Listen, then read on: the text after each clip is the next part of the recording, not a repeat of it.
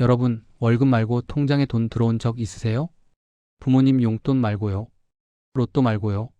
그냥 자고 일어났는데 돈이 찍혀 있던 경험이요. 대부분 없으시죠? 근데 어떤 사람들은요. 아침에 눈 뜨면 20만 원이 생겨 있어요. 점심 먹고 나면 또 생겨요. 저녁에 또요. 매일이요. 주말에도요. 휴가 가서 놀아도요. 사기 아니에요. 불법도 아니에요. 투자금 10억 원이 만들어내는 현실이에요. 근데요. 10억이라는 숫자가 그냥 큰 돈이 아니에요. 이 숫자를 넘는 순간 여러분 인생의 규칙 자체가 바뀌어요. 완전히 다른 게임이 시작돼요. 오늘 그 얘기 해드릴게요. 그리고 솔직하게요. 이게 진짜 현실적인지, 요즘 물가의 의미나 있는지, 집은 어떻게 해야 하는지까지 다 다룰게요. 미스터 경제 처음이신 분들 구독 한번 눌러주세요. 자, 들어갑니다. 먼저 숫자부터 보여드릴게요. 10억 원을 연 7%로 굴리면 1년에 7천만 원이 생겨요. 월로 나누면 583만 원이에요. 하루로 쪼개볼까요? 19만 원이에요. 눈 떠서 눈 감을 때까지 19만 원. 자는 8시간 동안에도 6만 3천 원이 쌓여요. 여러분이 넷플릭스 2시간 보는 동안 1만 6천 원이 생겨요. 치킨 시켜 먹는 동안 8천 원이 생겨요. 아무것도 안 해도요. 여기서 벌써 이런 생각 드시는 분 있을 거예요. 잠깐요. 연 7%가 어딨어요? 요즘 예금 금리가 3%인데요. 좋은 질문이에요. 근데 여기서 부자들이 절대 안 알려주는 게 있어요. 예금이 뭔지 아세요? 여러분이 은행에 돈 맡기잖아요. 은행이 그 돈을 기업한테 5%로 빌려줘요. 그리고 여러분한테는 3%만 줘요. 2%는 은행이 가져가요. 여러분이 은행 직원 월급 주고 있는 거예요. 근데 주식은요? 그 기업을 여러분이 직접 소유하는 거예요. 중간에 은행 안 끼고요. 삼성전자가 반도체 팔아서 돈 벌잖아요. 은행 예금으로 가면 3% 받아요. 근데 삼성전자 주식을 직접 사면요? 배당의 시세 차익까지 연 8%, 10%도 가능해요. S&P 500 지수가 지난 30년간 연평균 10% 넘게 올랐어요. 한국 코스피도 장기로 보면 7, 8%예요. 7%가 높은 게 아니에요. 은행한테 떼이던 몫을 안 떼이는 것뿐이에요. 자, 그럼 월 583만 원이 진짜 들어온다고 쳐요. 여기서 또 반론 나올 거예요. 583만 원이요? 요즘 서울 물가에 그게 뭐가 대단해요? 아파트 월세만 150만 원인데요. 제가 질문 하나 할게요. 여러분 지금 월급이 얼마예요? 한국 직장인 평균 월급이 세후 320만 원이에요. 여러분 대부분 이 근처시죠? 근데 여러분 320만 원으로 지금 살고 계시잖아요. 죽지 않고요. 밥 먹고 출근하고 가끔 치킨도 시키고 술도 마시잖아요.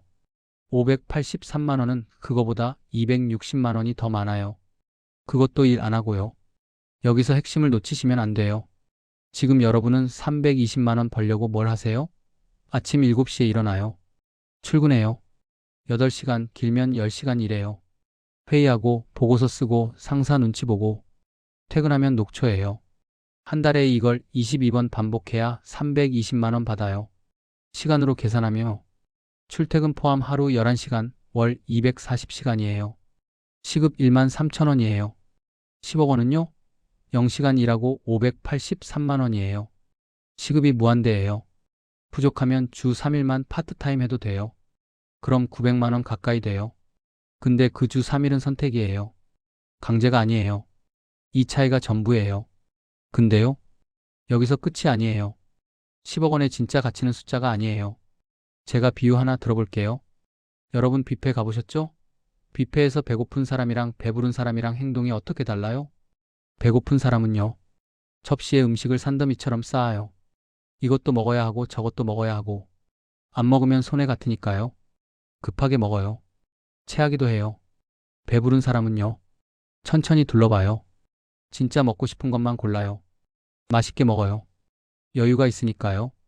월급쟁이 삶이 배고픈 사람이에요. 회사에서 부당한 대우받아도 참아요. 야근 수당 안 줘도 참아요. 상사가 갑질해도 참아요. 왜요? 월급 끊기면 안 되니까요. 다음 달 카드값 내야 하니까요. 전세 대출 이자 내야 하니까요. 배고프니까 뭐든 받아들이는 거예요. 10억 원이 있으면요. 배부른 사람이 돼요. 사표 던질 수 있어요. 진짜로요. 당장 다음 달 걱정 없으니까요. 1년 쉬어도 괜찮으니까요. 연봉 협상할 때 의리 아니에요. 안 맞으면 나가면 되니까요. 근데 아이러니하게도요. 이런 여유 있는 사람한테 회사가 더 잘해줘요. 왜냐면 잡아두고 싶으니까요. 언제든 나갈 수 있는 사람이 제일 무섭거든요. 자, 여기서 진짜 중요한 얘기로 넘어갈게요. 10억 모으는 게 가능하기나 하냐고요? 이런 생각 드시죠? 월급 300만 원 받는데 평생 모아도 안 될 것 같다고요. 그럼 질문 바꿔볼게요. 여러분 지금까지 번 돈 총액이 얼마일 것 같아요? 30살이고 7년 일했다고 쳐요. 연봉 평균 3,500만 원이면 7년 동안 번 돈이 2억 4,500만 원이에요. 생각보다 많죠? 근데 지금 통장에 얼마 있으세요? 2억 있으세요? 1억은요? 5천만 원은요? 대부분 없어요. 다 어디 갔을까요? 새어나간 거예요. 커피, 택시, 술값, 옷, 배달음식, 구독 서비스? 한 번에 큰돈 나간 게 아니에요. 하루에 2만 원, 3만 원씩 새어나간 거예요. 2억 4,500만 원 중에 30%만 잡았어도요. 7,350만 원이에요. 복리로 굴렸으면 지금 1억 가까이 있어요. 10억이 불가능한 게 아니에요. 새는 돈을 막으면 보이기 시작해요.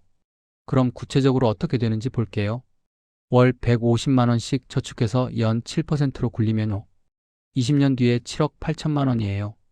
10억 아니잖아요? 맞아요. 근데 변수가 있어요. 20년 동안 월급이 그대로일까요? 승진하면 연봉 오르죠. 이직하면 또 오르죠.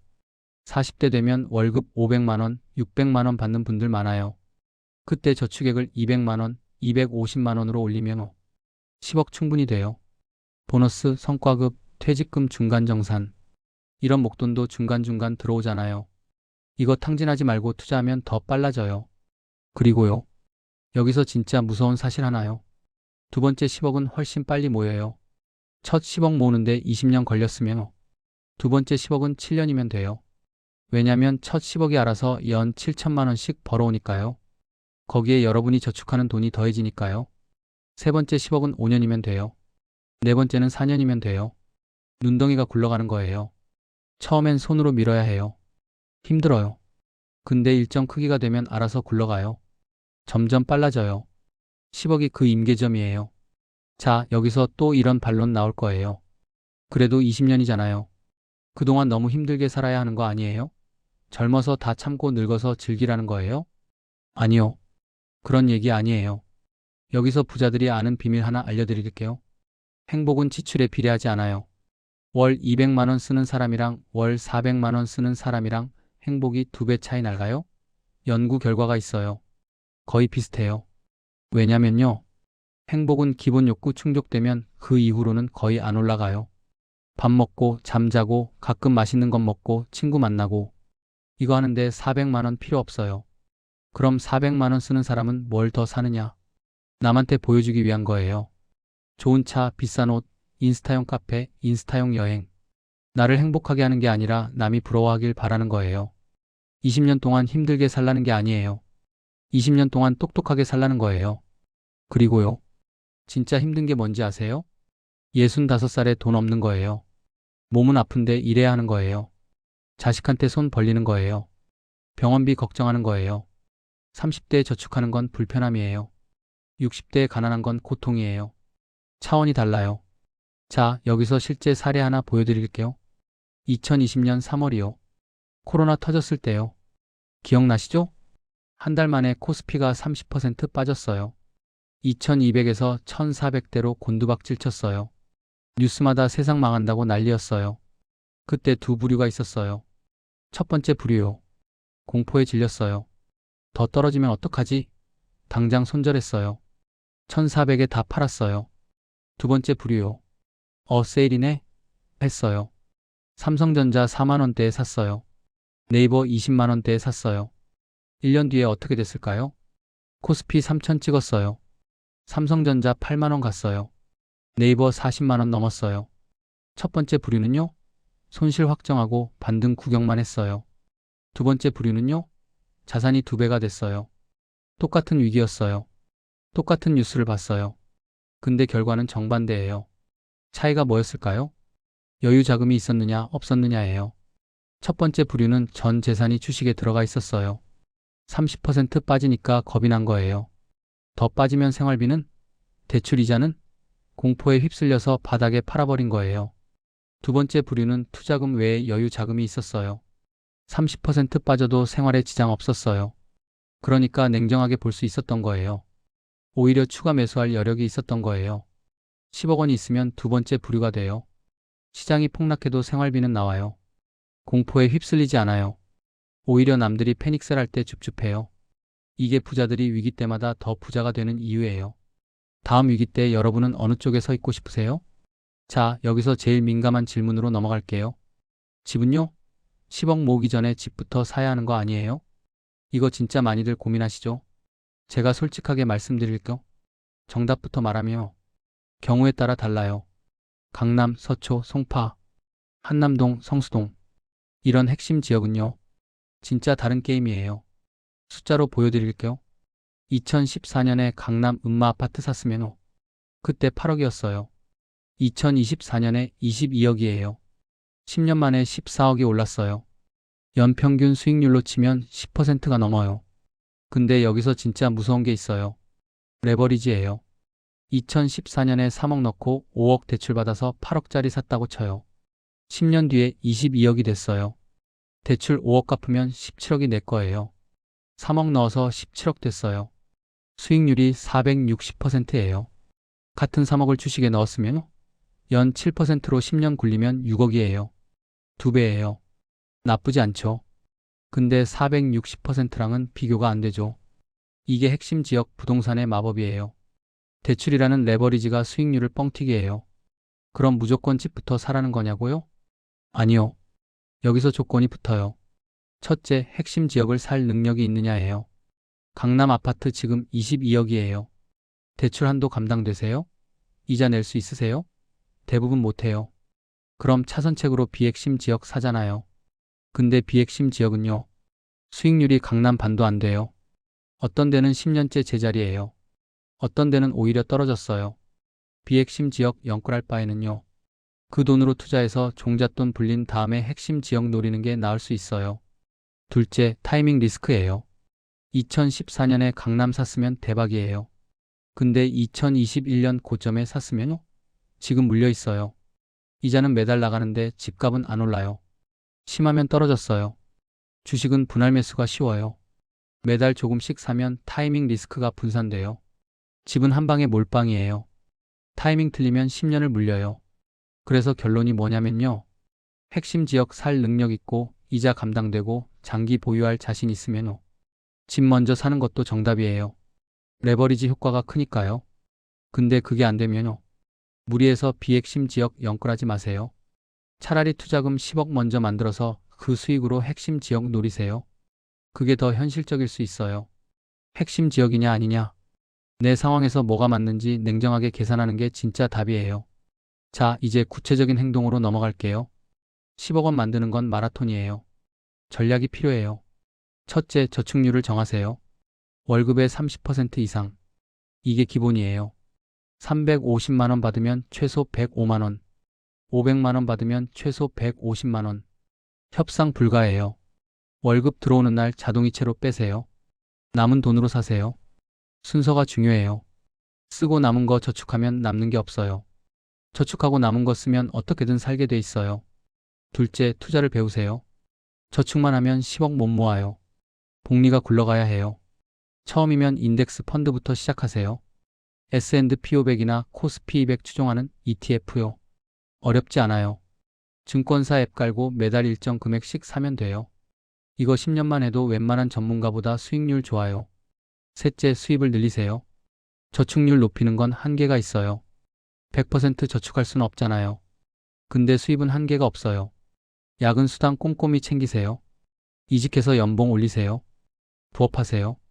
퇴근 후 2시간이 10년 뒤 여러분 인생을 바꿔요. 넷째, 라이프스타일 인플레이션을 막으세요. 월급 300만 원 받을 때 200만 원으로 살았으면 월급 400만 원 될 때도 200만 원으로 사세요. 그럼 저축이 100만 원에서 200만 원으로 2배가 돼요. 월급 오를 때마다 차 바꾸고 집 넓히고 외식 늘리면 평생 런닝머신이에요. 제자리예요. 부자들이 부자된 비결 중 하나가 이거예요. 수입이 올라도 지출을 안 올려요. 자, 마지막으로 두 미래를 보여드릴게요. 미래어요. 지금처럼 사는 거예요. 월급 들어오면 적당히 쓰고 남으면 예금 넣고 승진하면 차 바꾸고 연봉 오르면 외식 늘리고 65살까지 회사 다니는 거예요. 은퇴하면 국민연금 100만 원 남짓 받아요. 아프면 자식한테 손 벌려야 해요. 해외여행은 꿈도 못 꿔요. 하루하루 버티는 노후예요. 미래 비요. 오늘부터 바꾸는 거예요. 월급의 30% 무조건 투자해요. 라이프스타일 인플레이션 막아요. 수입 늘리려고 노력해요. 20년 뒤 10억 달성해요. 그때부터 선택이에요. 계속 일해도 되고 좋아하는 일로 바꿔도 되고 은퇴해도 돼요. 거기서 5년만 더 일하면 15억, 16억 돼요. 그럼 월 900만 원 넘게 나와요. 물가 걱정 없어요. 65살 되면 투자금 30억, 40억 돼 있어요. 여행 다니고 취미 즐기고 손주한테 용돈 주고 건강하게 누리는 노후예요. 똑같은 20년이에요. 똑같은 월급이에요. 차이는 오늘 어떤 선택을 하느냐예요. 2020년 코로나 때요. 준비된 사람과 안 된 사람의 결과가 완전히 달랐다고 했잖아요. 다음 위기가 언제 올지 몰라요. 5년 뒤일 수도 있고 10년 뒤일 수도 있어요. 그때 여러분은 어느 쪽에 서 있고 싶으세요? 공포에 질려서 바닥에 파는 사람이요? 아니면 여유 있게 줍줍하는 사람이요? 선택은 여러분 거예요. 오늘 당장 할 수 있는 거 하나만 하세요. 이번 달 카드값 확인하기. 거기서 새는 돈 10만 원만 찾기. 그 10만 원 자동이체 걸기. 이게 시작이에요. 이 10만 원이 20년 뒤에 5천만 원이 돼요. 시작이 반이에요. 오늘 영상 도움되셨으면 미스터 경제 구독, 좋아요 부탁드려요. 여러분의 구독이 더 좋은 영상 만드는 힘이 됩니다. 다음에 또 찾아올게요. 감사합니다.